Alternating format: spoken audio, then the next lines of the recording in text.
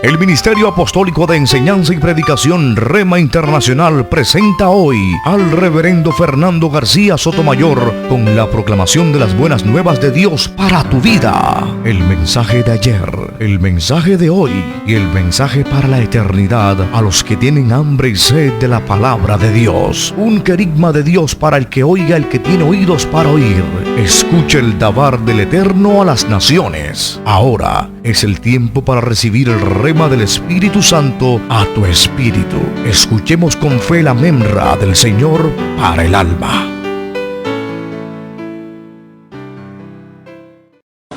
Dice la palabra de Dios en la primera carta del apóstol San Pablo a los tesalonicenses. Primera carta de San Pablo a los tesalonicenses, capítulo 5, verso 17. Orad sin cesar. El Señor nos esté bendiciendo a través de su santa palabra. El tema que hoy nos compete es la oración. La oración. El texto que acabamos de leer, que nos sirve de base para nuestra disertación, es realmente un mandamiento. Mire la forma como San Pablo lo dice. Orad, orad sin cesar. Es un mandamiento y nos hace ver también que además de ser un mandamiento, debe ser algo que se practique continuamente. Las comunicaciones en la vida moderna han avanzado enormemente. Es interesante ver cómo hoy tenemos medios inteligentes de comunicación, como lo es la internet, comunicaciones satelitales, comunicaciones a través de cables submarinos, a través de fibra de vidrio. Increíble la forma como las comunicaciones en el día de hoy han aumentado. Pero lo cierto es que ninguno de estos adelantos científicos, tecnológicos, puede compararse ni puede mejorar la forma en que un cristiano puede comunicarse con su Padre Celestial, con su Dios allá en los cielos. Podemos decir que la oración es el arte de conversar con Dios, además de que es toda una ciencia. Existe un rabino que por allá en el siglo XVII, siglo XVIII, escribió un libro llamado El arte de conversar con Hashem, el arte de conversar con Dios, y planteó una nueva forma de orar, una nueva forma interesante para orar, que no estaba basada en los libros de la oración tradicional del judaísmo, el Sidur, sino que él planteó la forma llamada Hitbodenut o Hitbodedut, en la que una persona puede acercarse a hablar con Dios. El judío puede acercarse a hablar con Dios de una manera libre, espontánea, por lo menos una hora en el día. Eso nos habla de que realmente es una ciencia, pero también es un arte que se debe perfeccionar cada día. Para todos los judeocristianos, es decir, aquellos que tienen la fe en el Mesías de Israel, la oración es no solo una ciencia, como lo estamos diciendo, sino también un arte práctico. Algo que nosotros podemos perfeccionar, algo en lo que nosotros podemos llegar a ser realmente artistas y artistas sobresalientes. Lamentablemente, el pueblo judío convirtió la oración en un ritual muerto y de poco valor espiritual. Un ritual muerto. Para muchos judíos hoy, judíos ortodoxos, que han sobrevivido y han conservado su fe, la oración no es más que esto, algo ritual, algo completamente muerto, algo sin sentido espiritual. Pero es triste también notar que para muchos cristianos en el día de hoy, al igual que el judío, la oración para él no es más que un rezo, un rito muerto, un rito vacío. Para nuestro Señor Jesucristo, para la iglesia cristiana y para los apóstoles del Señor, la oración se convirtió en una fuente de poder espiritual. Nosotros podemos ver eso a través de las Escrituras, como el Señor, como los apóstoles, como la iglesia primitiva, derivaron su poder espiritual de la oración. Podemos decir que para ellos la palabra era la espada del Espíritu y la oración era la espada del Mesías. notar que para muchos cristianos en el día de hoy, al igual que el judío, la oración para él no es más que un rezo, un rito muerto, un rito vacío. Para nuestro Señor Jesucristo, para la iglesia cristiana y para los apóstoles del Señor, la oración se convirtió en una fuente de poder espiritual. Nosotros podemos ver eso a través de las Escrituras, como el Señor, como los apóstoles, como la iglesia primitiva, derivaron su poder espiritual de la oración. Podemos decir que para ellos la palabra era la espada del Espíritu y la oración era la espada del Mesías. La palabra era la espada del Espíritu y la oración era la espada del Mesías. Algunos elementos de esta gloriosa experiencia con Dios. Y quiero que usted tome atenta nota a lo que vamos a estar compartiendo en esta hora. Lo primero de lo cual vamos a hablar es acerca de nuestra actitud al orar. ¿Cuál debe ser nuestra actitud al orar? Podemos mencionar algunas de ellas. Nosotros debemos orar con una actitud de fe, pero fe como la de Dios. Fe como la de Dios. No es nuestra fe natural la que hace que nuestras oraciones sean eficaces.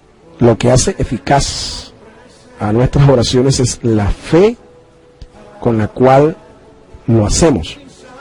Y no es la fe natural nuestra, no, es la fe que Dios nos ha provisto cuando escuchamos su palabra, cuando somos ministrados por su Espíritu Santo.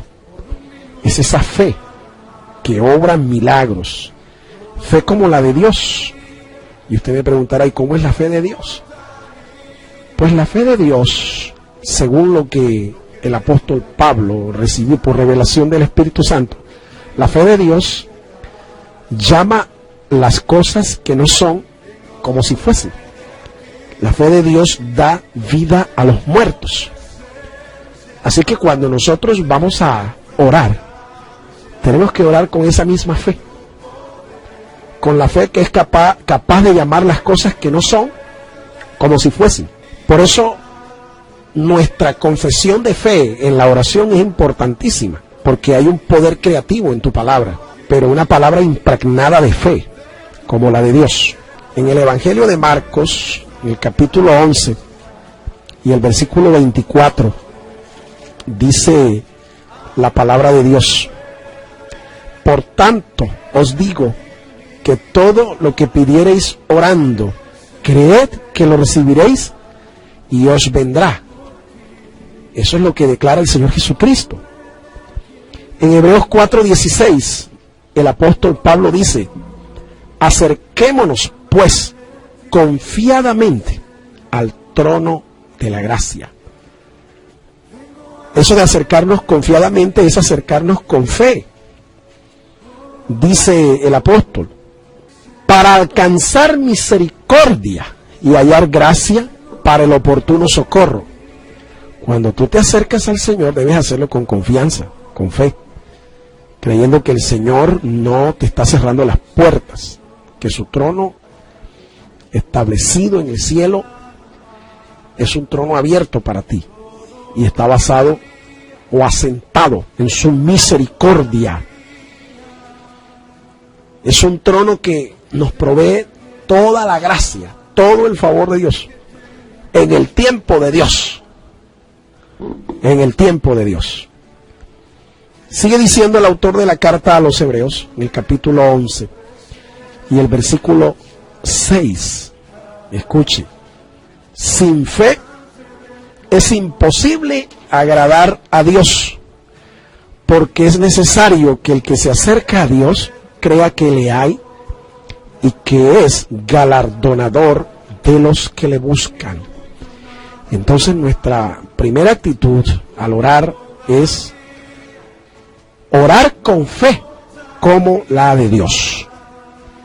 Pero además se requiere perseverancia.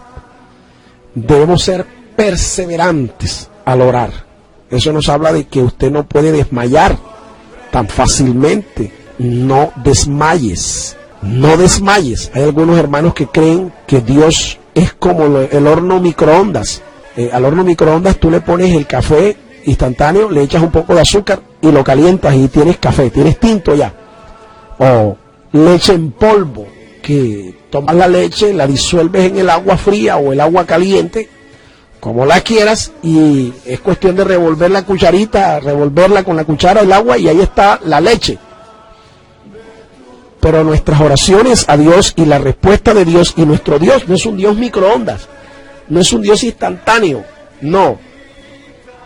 La gente vive hoy en un mar de confusión, en un mar de angustia. La gente vive agonizante, la gente vive desesperada, estresada, viviendo a 1000 kilómetros por hora. Pero el cristiano no puede dejarse envolver de esta ola.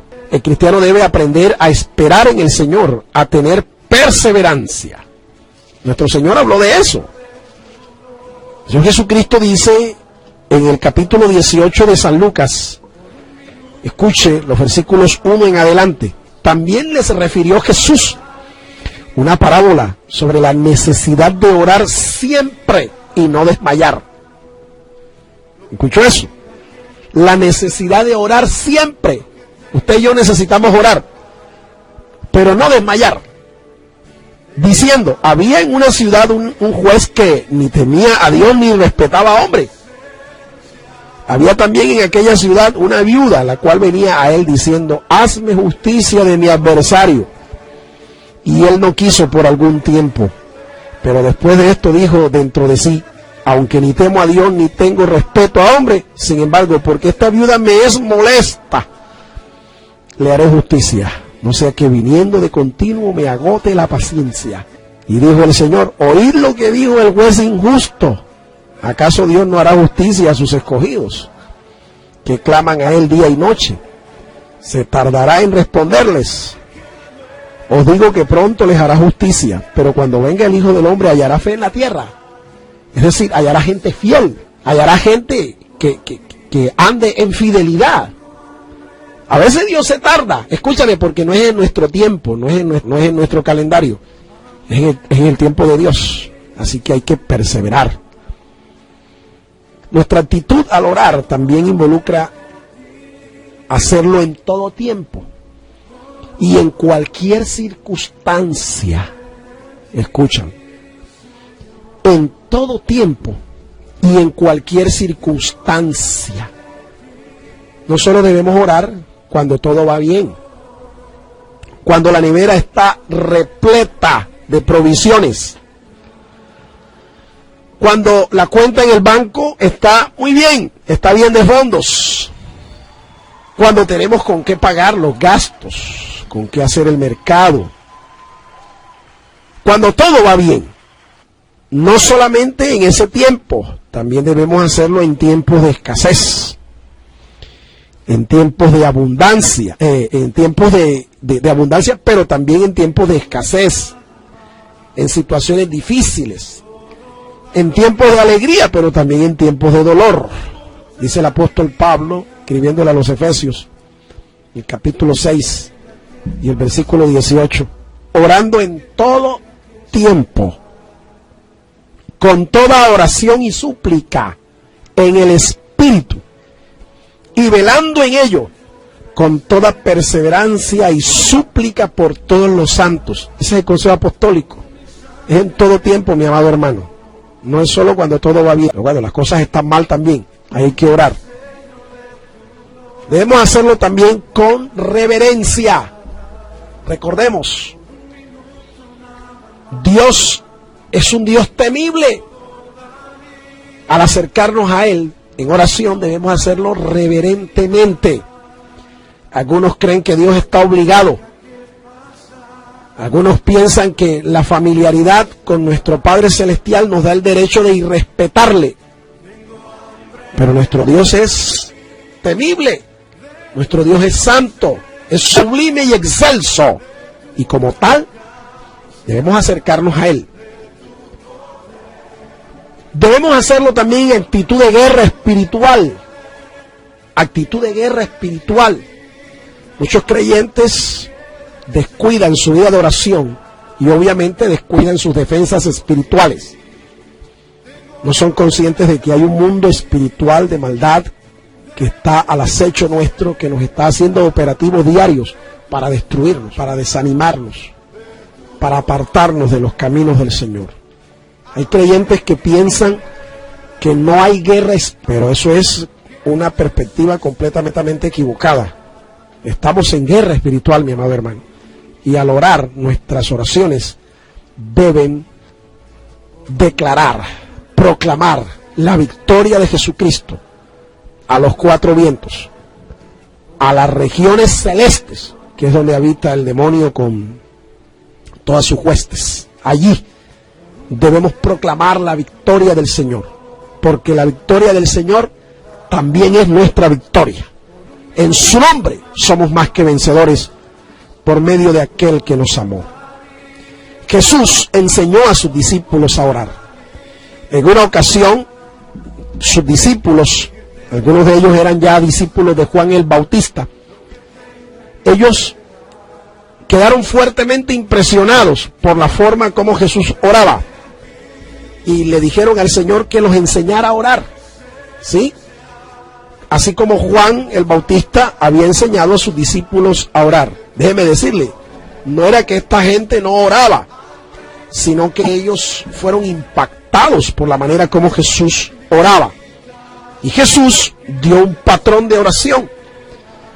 Cuando nosotros leemos la palabra de Dios ahí en Mateo capítulo 6, del 5 en adelante, y leemos la famosa oración del Padre Nuestro, lo que nosotros estamos viendo allí, y es importante que en ese patrón de oración nosotros también aprendamos a hacer nuestras oraciones de acuerdo a ese modelo. Dice Mateo capítulo 6 y el versículo 5: y cuando ores, no seas como los hipócritas, porque ellos aman el orar en pie en las sinagogas y en las esquinas de las calles para ser vistos de los hombres. De cierto os digo que ya tienen su recompensa. Mas tú, cuando ores, entra en tu aposento y cerrada la puerta, ora a tu Padre que está en secreto, y tu Padre que ve en lo secreto te recompensará en público. Y orando no uséis vanas repeticiones como los gentiles, que piensan que por su palabrería serán oídos. No os hagáis pues semejantes a ellos, porque vuestro Padre sabe de qué cosa tenéis necesidad antes que vosotros le pidáis. Vosotros pues oraréis así: Padre nuestro que estás en los cielos, santificado sea tu nombre, venga tu reino, hágase tu voluntad como en el cielo, así también en la tierra. El pan nuestro de cada día, dánoslo hoy, y perdónanos nuestras deudas, como también nosotros perdonamos a nuestros deudores. Y no nos metas en tentación, mas líbranos del mal, porque tuyo es el reino, y el poder, y la gloria, por los siglos de los siglos. Adonai Melech Neman. El Señor es el Rey. El Señor es Dios justo y verdadero, dándole ratificación a esta oración. Es un modelo, no es una oración para estarla repitiendo por ahí como un conjuro. No, es un modelo de oración para orar al Padre de acuerdo a cualquier necesidad que nosotros tengamos. ¿Cómo debemos orar? Imitando el ejemplo del Señor. Imitando el ejemplo de nuestro Señor Jesucristo. Nuestro Señor Jesucristo era un hombre de oración.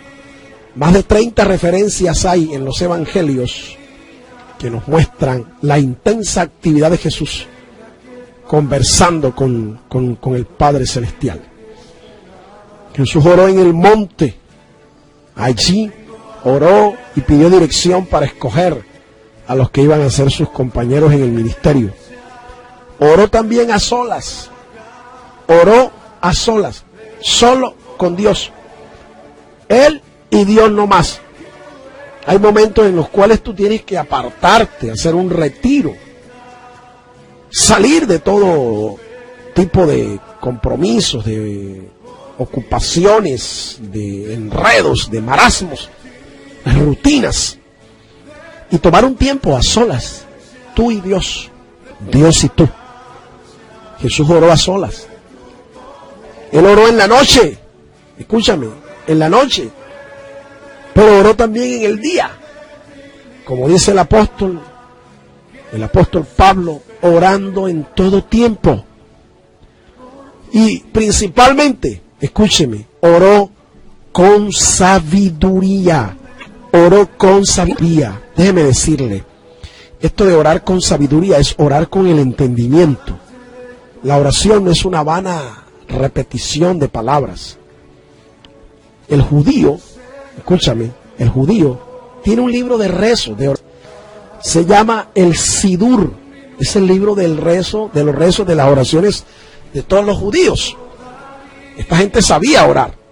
Esta gente tenía un procedimiento, una alajá, un ser o procedimiento para orar. Esta era gente que oraba. Ellos tenían oraciones para la mañana, tenían oraciones para la tarde y tenían oraciones para la noche. Le llamaban a esta actividad, le llamaban las tefilá, las oraciones.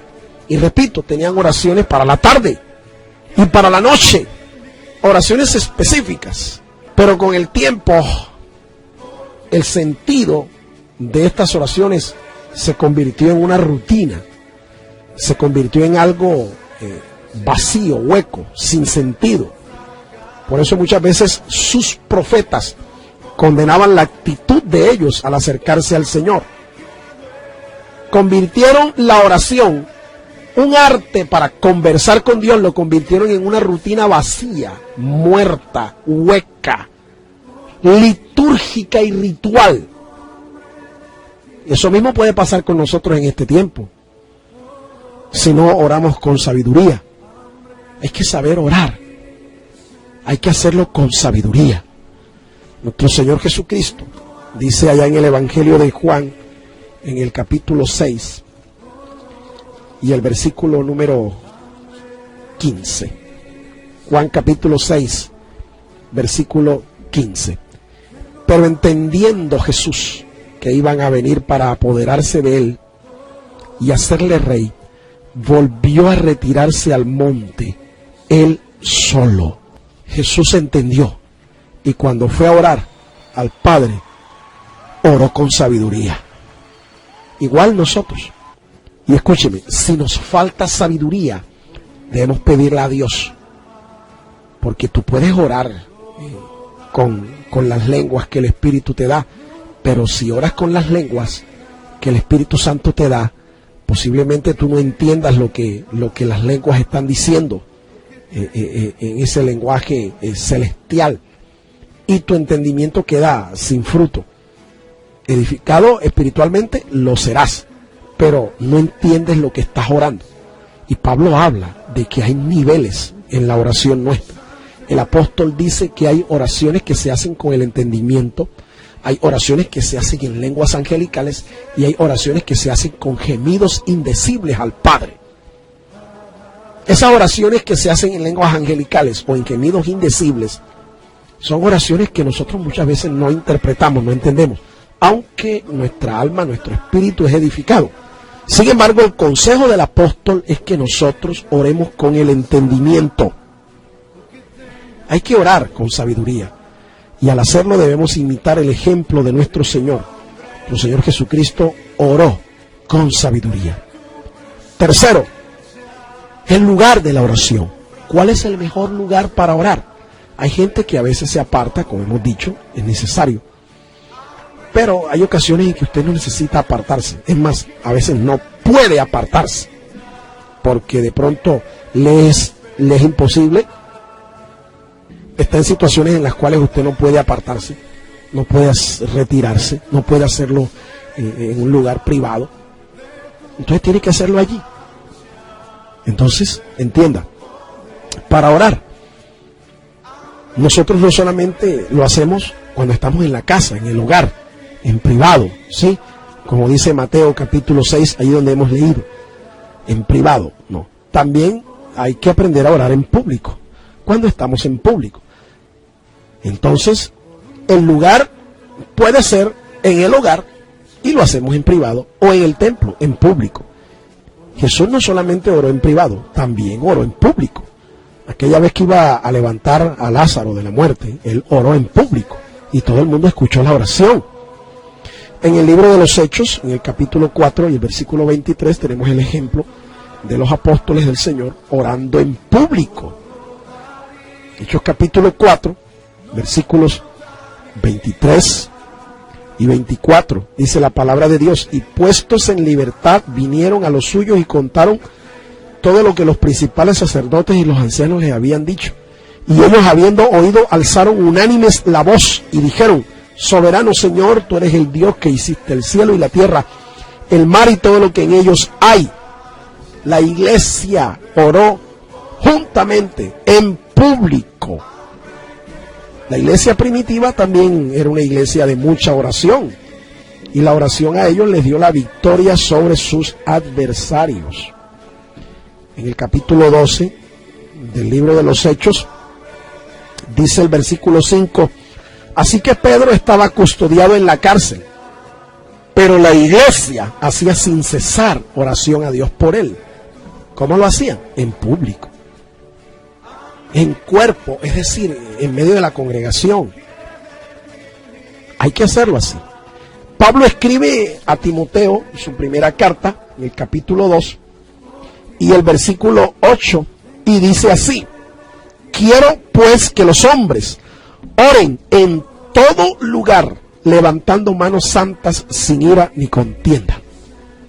Esa es oración en público. Entonces, escúcheme, hay oraciones que se hacen en privado, en la casa, en el hogar, ahí en tu tiempo a solas con Dios, tu tiempo devocional, pero hay oraciones que hay que hacerlas en público. Y como dice la Escritura, en cualquier lugar, en cualquier lugar. Hay gente que adecúa un espacio especial en la casa. Yo conozco gente que hasta construye una especie de recinto, una especie de aposento alto para orar, y eso está muy bien. Pero más que todo, cuando yo me refiero al lugar, yo no solo me refiero a un espacio físico, sino que usted debe tener una especie de monte espiritual de oración. Jesús tenía su monte para orar, monte de Getsemaní, acuérdense. Al igual, los apóstoles tenían una especie de aposento alto en donde ellos oraban. La pregunta para usted: ¿y cuál es tu aposento alto? ¿Cuál es tu monte?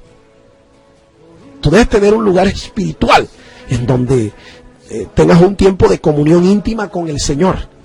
Todos nosotros los cristianos lo necesitamos. ¿Cuál es tu monte, mi amado hermano? Ya lo construiste espiritualmente. Eso no depende del lugar, ¿ah? Óyelo bien, porque a veces el monte puede ser la silla del avión donde vas volando, o la silla del termoquín en donde vas viajando, o ese lugar en donde estás sentado ahora mismo conduciendo un automóvil.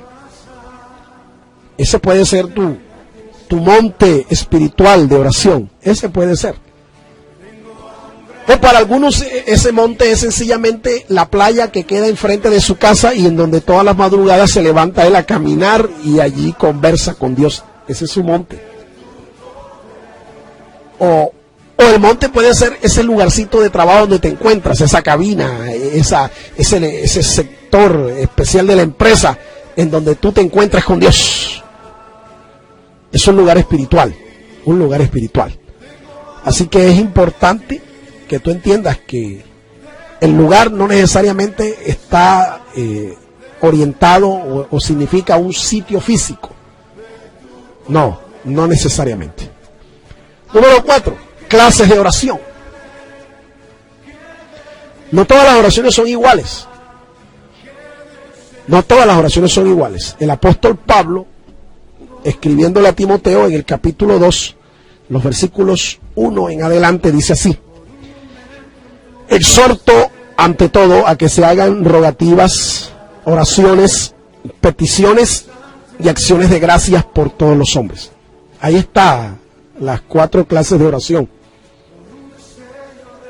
rogativas, oraciones, peticiones y acciones de gracias. Esas son las clases de oración que menciona la Escritura. Una oración en acción de gracias es lo que se llama una Eucaristía. La palabra griega significa eso, acción de gracias. Una oración para dar gracias a Dios sencillamente. No todas las oraciones son para pedirle a Dios. Hay oraciones que sencillamente se hacen es con el propósito de dar gracias al Señor.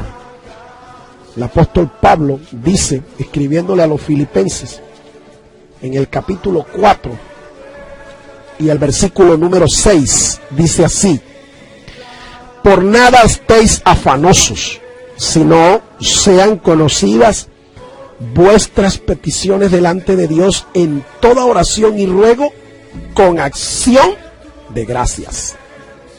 ¿Sí lo notó? Nosotros tenemos que dar gracias a Dios por todo. ¿Usted no se ha dado cuenta que mientras usted puede comer todos los días, hay gente que no lo puede hacer?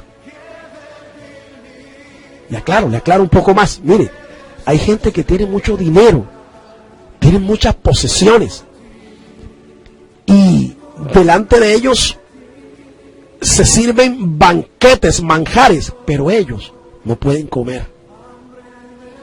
No pueden comer. Algún problema tienen de salud, no pueden tragar, tienen el azúcar muy alta, tienen el azúcar muy baja, tienen un problema digestivo, no pueden comer. Y usted sí puede, aunque sea arroz al puente, usted puede comer. Hay gente que no puede salir una madrugada a disfrutar de la belleza, de la policromía de colores de una aurora, porque son ciegos. Hay gente que no puede caminar, no pueden recorrer de su lugar de trabajo hasta su casa caminando, no pueden disfrutar de una brisa refrescante, de un sol cálido en la mañana o en la tarde, porque no pueden caminar. Y usted sí puede caminar. Hay gente que es desagradecida con Dios. No hay una oración de acción de gracias, ni siquiera cuando están sentados en una mesa o cuando disfrutan de un plato de alimento, de comida. No hay una oración siquiera de acción de gracias. Hay oraciones que son en alabanza, sencillamente para exaltar las obras que Dios hace. En el Salmo 148 es interesante la cantidad de veces que se escuchan expresiones de alabanza al Señor. 11 veces está la expresión alabarle, alabarle. 11 veces en el Salmo 148. ¿Cuándo fue la última vez que usted oró para exaltar cada una de las obras de Dios? Y usted me dirá, pero bueno, es que yo sé que Dios es bueno. Ok, pero Dios hace todas esas cosas, es con el propósito de que nosotros le alabemos. Todas las maravillas que hace Dios todos los días. Concluimos. Orar no es rezar. Orar es una batalla espiritual. Orar es un ejercicio espiritual muy dinámico. La oración, además de ser un ejercicio espiritual, nos mete en una nueva dimensión con Dios, la dimensión del espíritu. Pídele al Señor en este momento, pídale que le enseñe a orar, así como Él oró, y usted verá cómo su vida será transformada, su vida será cambiada. La oración es el todo del cristiano. Un cristiano victorioso es un cristiano de oración. Un cristiano que ore mucho tendrá mucho poder espiritual. Asimismo, un cristiano que ore poco tendrá poco poder espiritual. Y un cristiano que no ore no tendrá ningún poder espiritual, ni tampoco tendrá victoria. Tendrá más que todo una vida derrotada. El Señor le bendiga. El Ministerio Apostólico Rema Internacional pone a disposición esta predicación. Ofrecemos ministración a simposios, seminarios, campañas evangelísticas, educación globalizada sana y de carácter interdenominacional. Escríbanos a ministerioremainternacional@gmail.com o llámenos al celular 316-270-7181.